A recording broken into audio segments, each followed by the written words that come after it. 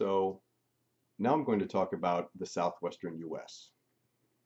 Very spiritual areas down there. You probably know about Sedona, Arizona, um, New Mexico, Indian reservations, a lot of sacred lands down there, so very spiritual area. And when you visit, you definitely feel that. At least I do.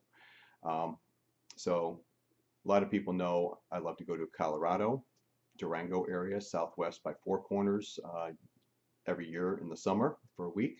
And so I've not been immune to my own experiences in that area. So there's several I'd like to just share quickly. Um, 2010, I think, my cousin and I went out to Deadwood, South Dakota, and wanted to see the sights out there. One of the places we visited was Devil's Tower in Wyoming, just over the state line. If you watched the movie Close Encounters of the Third Kind with Richard Dreyfuss, that was Devil's Tower. And even then, everyone was drawn to Devil's Tower. So we got in, we saw it, drove up to the base, and you can walk in. First thing I noticed, there were a lot of prayer rags tied to the trees. So I understand it's a very sacred site to Native Americans, which is understandable. But as soon as I walked in and got close to the rocks, I think it's basalt. I think it's a core of an old volcano.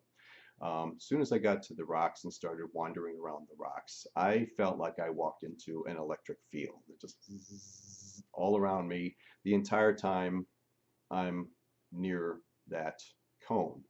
I don't believe my cousin felt anything, but I definitely did. So that was my first experience with that in the West.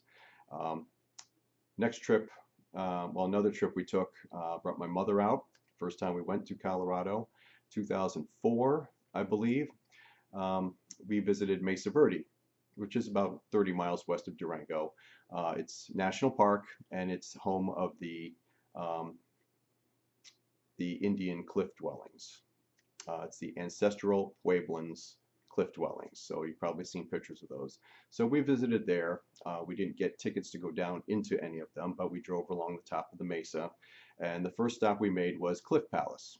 And there's a parking lot with a walk out to the overlook out to there. So we parked the car. My mother has used the restroom.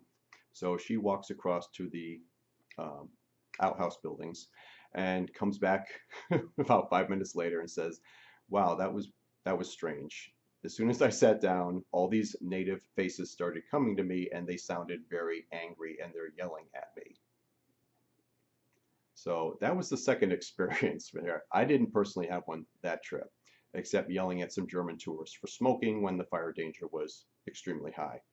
Um, Next experiences, I traveled to New Mexico a few years ago for an interview in northern New Mexico, outside Santa Fe, and got in very late and didn't get up to the town, to the hotel, until 12:30 at night. And so I said, I need to rest. The interview is at 7 a.m. So as soon as I put my head down on the pillow, bam, faces, voices, everything starts coming to me like an avalanche. It was overwhelming. I sat there and laid in bed until about 4 in the morning, not able to sleep. Somehow I was able to finally dispel or push it back, and then I got maybe an hour or two worth of sleep. Um, the next day, drove back to Albuquerque and stayed at a hotel adjacent to the airport since my flight was at 6 a.m. and slept okay there. But the next morning I woke up and there's this face right here, right in front of me, this haggard looking, probably 30 to 40-year-old woman, a little bit beat up. I kind of got the impression she was either a prostitute or someone who's on drugs. And very creepy face, very big eyes, but the thing I noticed the most was this bright cherry red lipstick. And that just popped out more than anything. And she had this crazy partial smile on her face, didn't say anything, lips didn't move, she just hung out there. So the whole time I got ready, brushed my teeth, got dressed, got my bags packed, right out, checked out, this face is just following me along the whole time. Finally sat outside waiting for the shuttle bus to take me to the airport, and so it was about 15 minutes. And the whole time I'm on that bench, he's just sitting there. So I finally say, okay, who are you? What do you want? Why are you following me around? Do you need help? Nothing, just hovering there. So finally I said, well, you need to stay here. You are not following me home. So I don't know what happened to you. I'm sorry. You need to find forgiveness and move on, but you are not following me from this space. Got it? So I got on the shuttle van and the face disappeared and didn't have another problem. So that's been my experience in the Southwest.